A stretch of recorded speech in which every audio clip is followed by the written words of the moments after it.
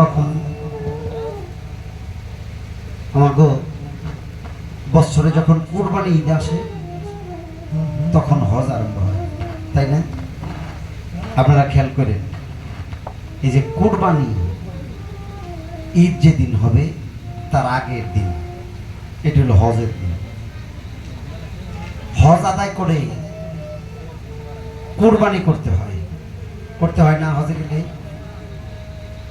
মর্জিনা সরকার এই যে হজ আদায় করে কুরবানি দিতে হয়, এটার বিধানটা কি জানা আছে? কেন এই যে হজ করে কুরবানি দেওয়া, এই কুরবানির কিন্তু একটা মূল বিষয় আছে। আমার আল্লাহ কইল আপন জিনিস কুরবানি দাও। অনেকেই মনে মনে ভাবে গরুটা আমার আপন, দুম্বাটা আপন না। নিজের প্রাণের চাইতে আপন আর কোনো কিছু হয়? এই জন্যে 2 রাকাত নামাজ আদায় করে বসে কি করা হয়?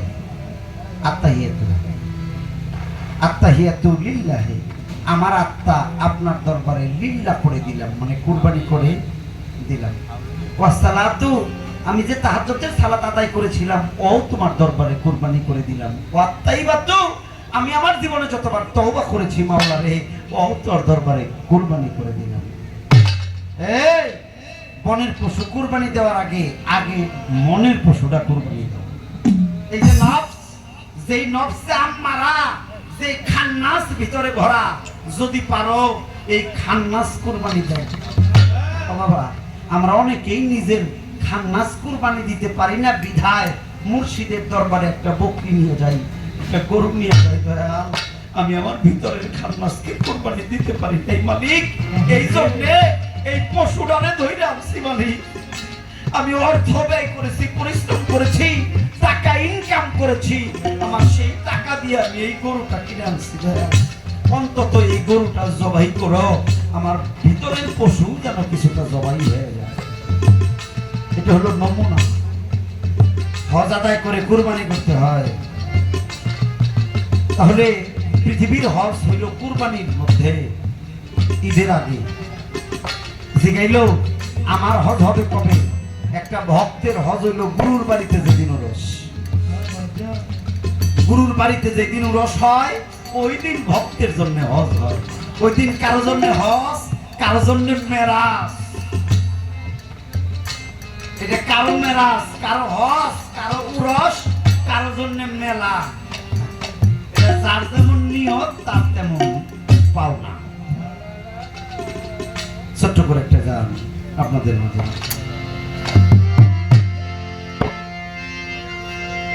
ওরে মনে যার শোনে নাই, প্রেম প্রীতি মনে যার শোনে নাই, প্রেম প্রীতি তার পূজায় কি মন ভরিবে? জানো না রে ও ভ্রান্ত মন, কিসে গুরু ভজন হবে? জানো না ও ভ্রান্ত মন, যার শোনে নাই,